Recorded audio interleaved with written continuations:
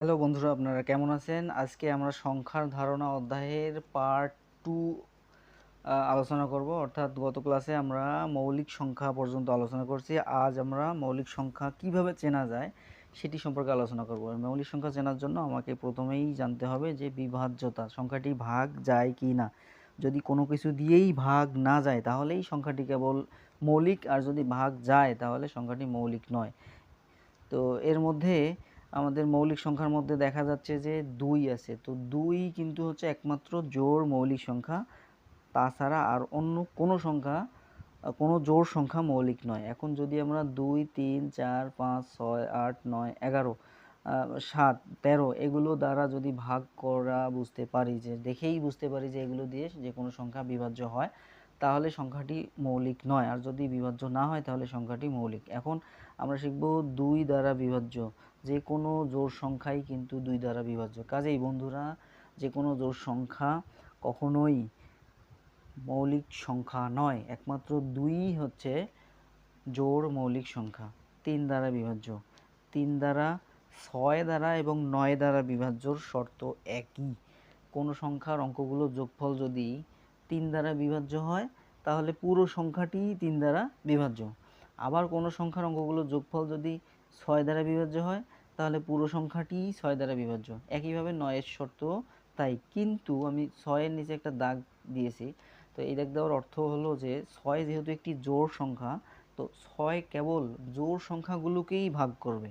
তার কারণে আমরা 6 এর নামতা বললে কি পাই? 6 কে 6, 6 দুগুণ 12, 3 6 18, 4 6 24, অর্থাৎ 6 এর গুণিতকগুলো যত দূরই যায় না কেন সবগুলোই জোড় সংখ্যা। কাজেই 6 কখনো বিজোড় সংখ্যাকে ভাগ করবে না। যদিও শর্তটা 3 এবং 9 এর মতোই, যে অঙ্কগুলোর যোগফল যদি 3 দ্বারা বিভাজ্য হয় তাহলে পুরো সংখ্যাটি 3 দ্বারা বিভাজ্য। যদি আমরা 147 নামক একটা সংখ্যা নিই, 147 সংখ্যাটির যোগফল কত? 147 সংখ্যাটির যোগফল হলো 1, 4, 5, 7, 5 হচ্ছে 12। তাহলে 12 সংখ্যাটি কিন্তু 3 দ্বারা বিভাজ্য। তাহলে পুরো 147 সংখ্যাটিও কিন্তু 3 দ্বারা বিভাজ্য হবে। একই সাথে 12 সংখ্যাটি 6 দ্বারা বিভাজ্য, কিন্তু এটা 147 6 দ্বারা বিভাজ্য হবে না, কেননা 147 বিজোড়।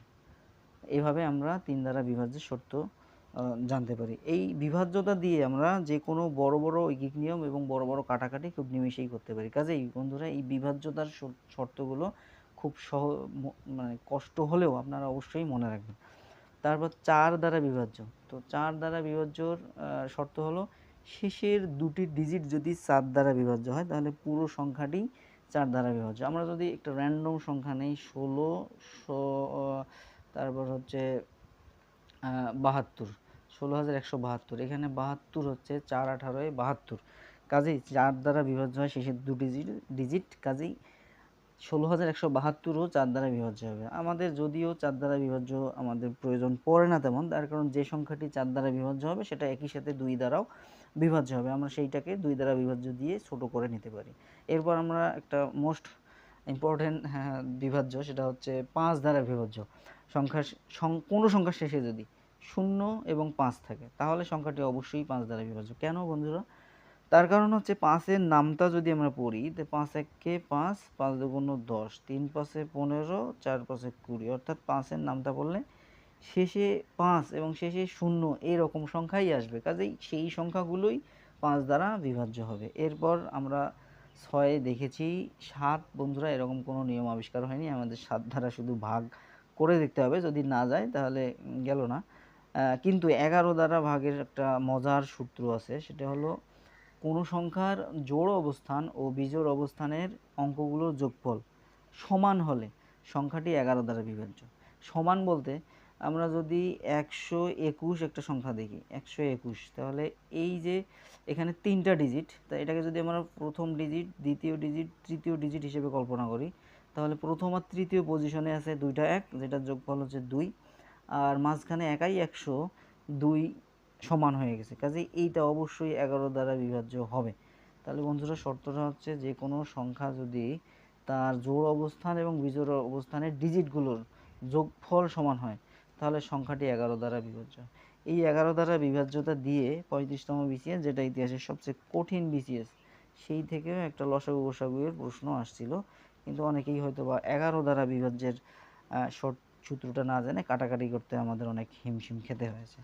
তো যদি বলা হয় 275 সংখ্যাটি 11 দ্বারা বিভাজ্য হবে কিনা, তাহলে আমরা দেখেই বুঝতেছি 275 হচ্ছে এই মাঝখানের 7, যেটা 5 আর 2 7-এর সমান, কাজে এটা 11 দ্বারা বিভাজ্য।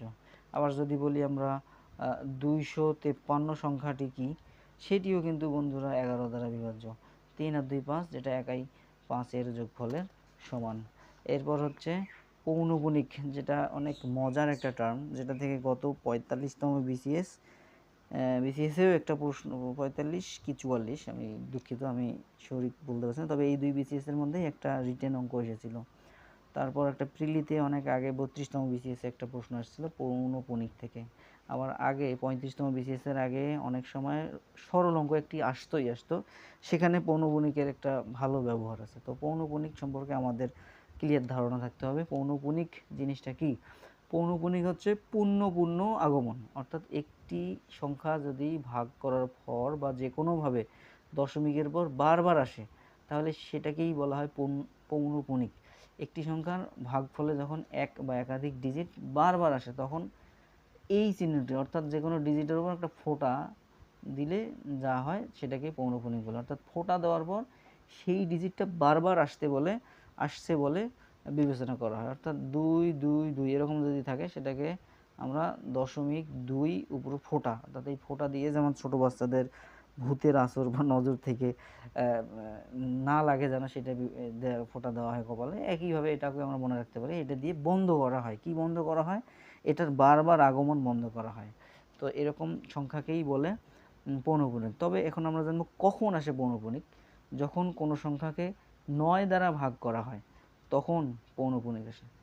অর্থাৎ 9 দ্বারা ভাগ মানে এই যে 2/9, এটা আপনারা ক্যালকুলেটর চেপে দেখতে পারেন যে 0.2222 এরকম অসীম পর্যন্ত আসতেই আছে। তো যেহেতু 2 2 বারবার আসছে, এটাকে আমরা একটা ফোঁটা দিয়ে এই 2কে বন্ধ করতে পারি। এই ফোঁটা দিয়ে বন্ধ করার নামই হচ্ছে 0.2 পৌনপুনিক। তাহলে 23/99 যদি করি, তাহলে 0.232323, অর্থাৎ যতটাই 9 দেব পৌনপুনিক হবে ততটা, অর্থাৎ ততটা ডিজিট রিপিট হবে। এখানে 23 বারবার আসছে, 23 বারবার, কেন?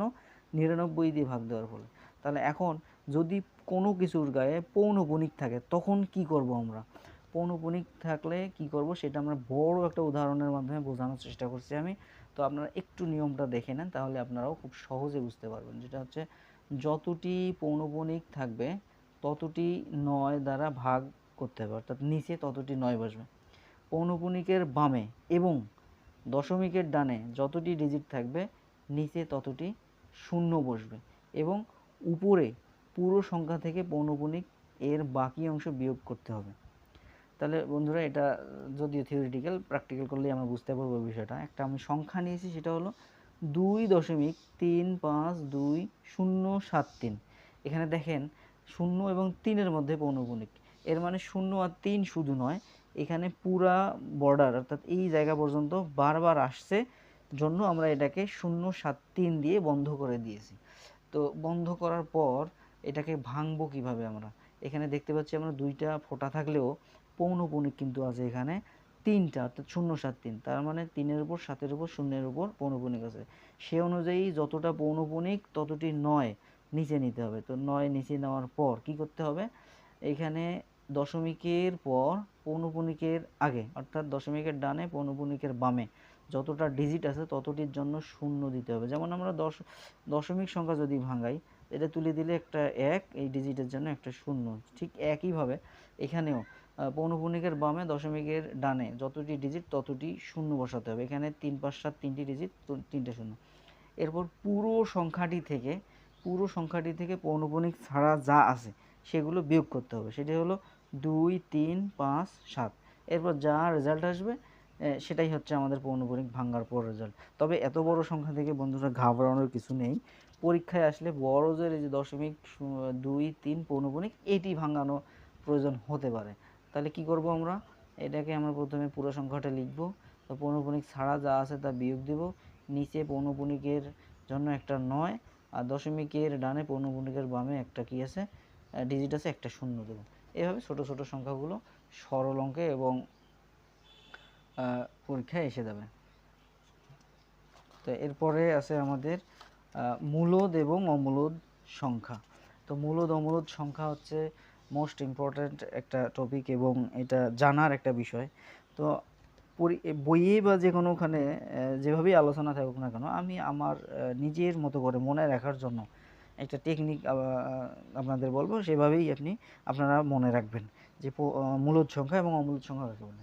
এখানে আমি লিখেছি যে সকল সংখ্যাকে পি বাই কিউ আকারে বা ভগ্নাংশ আকারে প্রকাশ করা যায় তাকে মূলদ, আর যাদেরকে পি বাই কিউ আকারে প্রকাশ করা যায় না সেগুলোকে অমূলদ সংখ্যা বলে।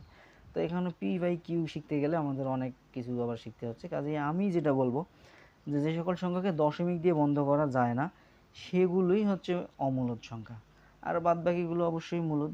তো দশমিক দিয়ে বন্ধ করা যায় না কোনগুলো, দশমিক দিয়ে বন্ধ করা যায় না এরকম কিছু সংখ্যা আমি নিচে লিখেছি, এবং এগুলো শিখলেই আমাদের আর মূলদ কোনটি বা অমূলদ কোনটি এটা নিয়ে বিভ্রান্তিতে পড়তে হবে না। এবং পরীক্ষায় বিগত সালে 7 থেকে 8টি প্রশ্ন এই মূলদ অমূলদ থেকে পরীক্ষায় আসছে। তো এখন আমরা জানি যে মৌলিক সংখ্যার যদি বর্গমূল করা হয়, আমরা ইতিপূর্বে মৌলিক সংখ্যা কী সেটা আমরা দেখেছি। মৌলিক সংখ্যা হচ্ছে 2, 3, 5 এগুলো যদি বর্গমূল করা হয়, যদি ঘনমূল করা হয়, তার মানে √2, √5, এই ঘনমূল 7, এরকম করে যদি আমরা ঘনমূল করে ফেলি তাহলে যা পাবো সেটা অবশ্যই অমূলদ সংখ্যা। তারপর পাই একটা অমূলদ সংখ্যা, এই লগের বা লনের অঙ্কে একটা ই আছে যার মান 2.71 সামথিং, তো সেটি একটি অমূলদ সংখ্যা। তারপর ডাইরেক্ট 22/7 একটা অমূলদ সংখ্যা। মহাকর্ষীয় ধ্রুবক জি একটা অমূলদ সংখ্যা, তার কারণে এটি বন্ধ হয় না, এটা একটা অনির্দিষ্ট সংখ্যা। তা এগুলোই হচ্ছে আমাদের অমূলদ সংখ্যা। তো পি একটি প্রাইম নাম্বার বা মৌলিক সংখ্যা হলে √p অবশ্যই একটি কি, এখানে পরীক্ষায় চাওয়া হয় √p কি। √p হচ্ছে একটি অবশ্যই অমূলদ সংখ্যা। আপনারা দেখলে এখানে পূর্ণ সংখ্যা, তারপর হচ্ছে ভগ্নাংশ সংখ্যা, এগুলো অনেক অপশন আসবে, কিন্তু আপনারা দেখার সাথেই যদি বলে যে পি একটি প্রাইম নাম্বার বা মৌলিক সংখ্যা হলে √p কি হবে, √p অবশ্যই অবশ্যই অবশ্যই একটি অমূলদ সংখ্যা হবে। তো এরপর আমরা আমাদের সংখ্যা অধ্যায়ের মূল যে আলোচনা, অর্থাৎ এইগুলোও মূল, কিন্তু যেগুলো থেকে ডিরেক্ট প্রশ্ন হয়ে থাকে সেই টপিকগুলো নিয়ে আমরা আলোচনা করব পরবর্তী অধ্যায়ে। আপনারা অপেক্ষায় থাকুন।